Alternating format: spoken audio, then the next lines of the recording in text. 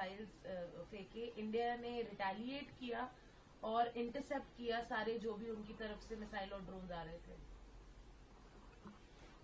पाकिस्तान के हर हमले का, हर प्रयास का भारतीय सेना चुनौती मान करके जवाब दे रही है, उनके मंसूबों को ध्वस्त कर रही है।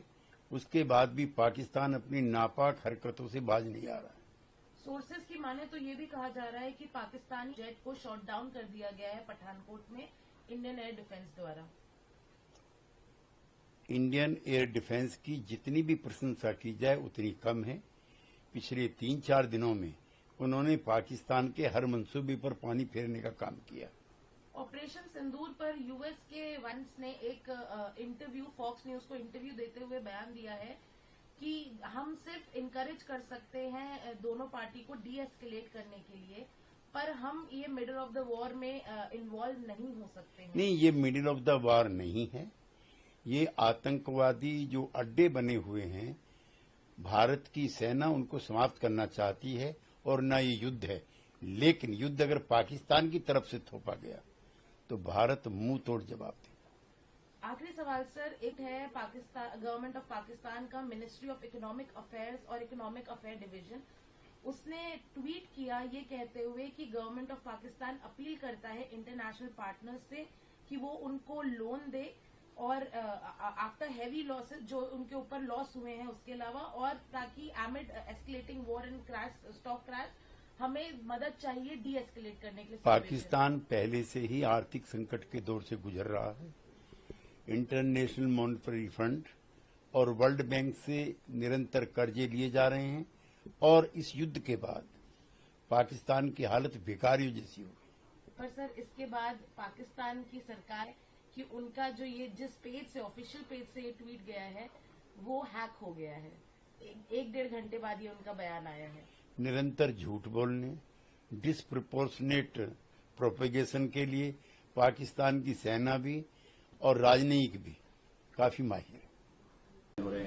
आपका क्या वक्तव्य? देखिए, जो घटना हुई है उसकी पहले जिसकी शुरुआत पहलगांव से हुई उसकी निंदा हुई, उसकी भर्त्सना हुई, वो गलत था। उसके बाद इस देश में पिछले 2-3 दशकों से ये मांग आम रही है कि जिन जगहों से इस तरह की घटना के अंजाम देने वाले लोग प्लानिंग करते हैं, जहां से इसकी पूरी एक तरह से अंजाम देने के लिए जिस व्यवस्था की जाती है, वहां पर जाकर हमें अटैक करना चाहिए, वहां पर जाकर उनको खत्म करना चाहिए। उस दिशा में पहलगांव के आतंकवादी घटना के बाद भारत ने, जो हम लोग को सूचना मीडिया के जरिए है कि 9 जगहों पर शायद टारगेटेड प्रहार किया गया है। निश्चित तौर पर जब आप इस तरह का कोई एक्शन लेंगे तो ये संभावना रहती है कि सामने वाला भी रिटेलिएट कर सकता है, उस हम लोग को देखने को मिल रहा है। लेकिन युद्ध की स्थिति न हो, पाकिस्तान को भी ये समझदारी हो कि भाई आप गलत किया आपने, इसलिए भारत ने आप पर कार्रवाई की, उसको वहीं पे खत्म करना चाहिए। युद्ध अगर युद्ध की स्थिति बनती है तो हो ही रहा है सर, अभी नहीं, अभी युद्ध तो नहीं हो रहा है, लेकिन युद्ध जैसी स्थिति है, युद्ध की स्थिति बनती है तो उससे समाज का, दोनों देश का, सामान्य नागरिकों का नुकसान है, उसको अवॉइड करना चाहिए। लेकिन इसका जो दोष है वो भारत पर नहीं, पाकिस्तान पर है।